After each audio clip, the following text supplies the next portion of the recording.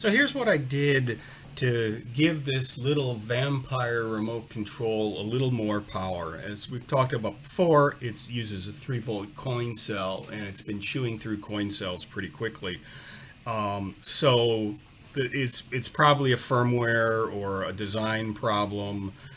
Problems that are outside of my scope. I can't fix those sorts of problems, but I can give it more power and a more common battery, uh, so it'll last hopefully a little bit longer, and at least you don't have to swap out coin cells. So what I decided to do is go with AA batteries, and this is a pretty standard AA battery holder that you find. It has the power coming out of the end, and it's got a little switch which we aren't going to be using. So I said this is a good form factor because this version is the one that's going to be mounted somewhere on the person's power wheelchair. So it keeps it small. I wanted to keep it about the same form factor and not snag or anything. And these are straightforward. The back slides off, and you've got space for your two AA batteries. What I did, since I didn't want the wire coming out the end, is I first used my little dental tool here and I pulled these wires out, and then I took a little 3 millimeter drill and I drilled a hole through the case because I knew that I wanted power up into here. So let's take a look how that works. Now, I created in OpenSCAD an enclosure. This is the top enclosure, and it is glued, epoxied to the battery compartment. So the battery is still easy to get at right there.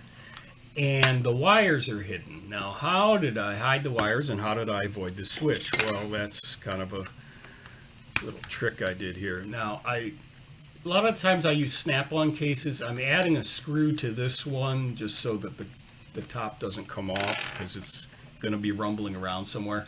I also made a little hole in the enclosure so that you could see the LED when it lights. So inside, you've got, this is the board that came out of the original remote control, and I have it fit in here through little 3D printed plastic posts in here that hold it nice and tight. And then this bigger center post holds its nose and then has the screw for the case. And these are the jacks because this needs to be switch adapted for the two buttons. So instead of the two tiny buttons, you have the two jacks. And with this, I almost always use these bigger TRRS. These are 4-pole jacks, even though I only need 2 of them because I found them to be reliable. They're easy to solder. I know their size. I know what I could fit into, whatnot. And well, those little tiny metal ones, I hate those with a passion. And these are also good when you want to avoid doing pigtails. So it's an 8.2 millimeter hole if you need to know. So I've got the 2 different jacks wired in. It's tack wired to the back side of this board. I added some extra ground wires, and everything gets tucked inside of here. And so where's the power switch and whatnot? Well, the power switch is hidden under this jack, and it can be accessed with a little tool like this.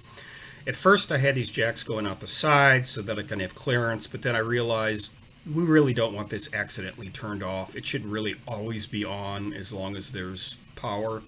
So I figured out it's not a big deal to have it in there.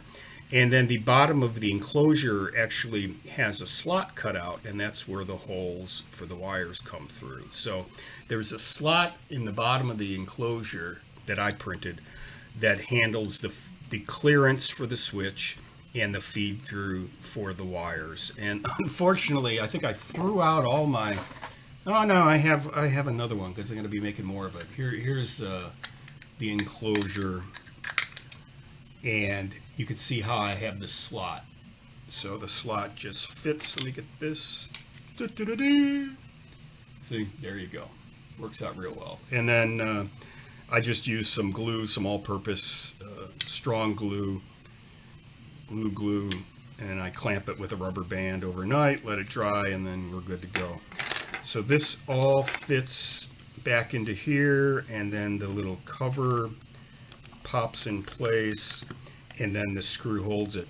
Now the other thing I was thinking, if we wanted to do it, though I probably wouldn't recommend it, but it'd be good for testing, would be I could bring up these, actually that's the other cover, bring up these two buttons and have two more holes here, maybe just holes, so that you could use like a tool to press them if you needed to test it.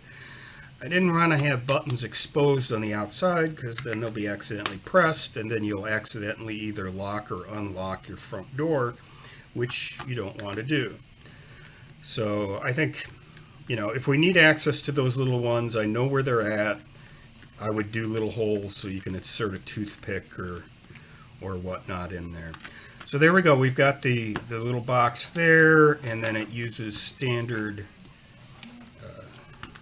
1/8 inch 3.5 millimeter jacks. And here's one of my little test switches, and you can see when I press that, it lights up, which means it's either locking or unlocking. I don't have the actual lock-unlock mechanism, so I can't hear it click, but I do see the light, which is always a good sign. So that's where we're at with the battery-powered mobile version. I'm going to have this running continuously on my test bench to see how long the AA batteries last. I mean, they should last longer than the coin cell, but whether it's significantly more or not is yet to be tested. So that is the battery-powered one.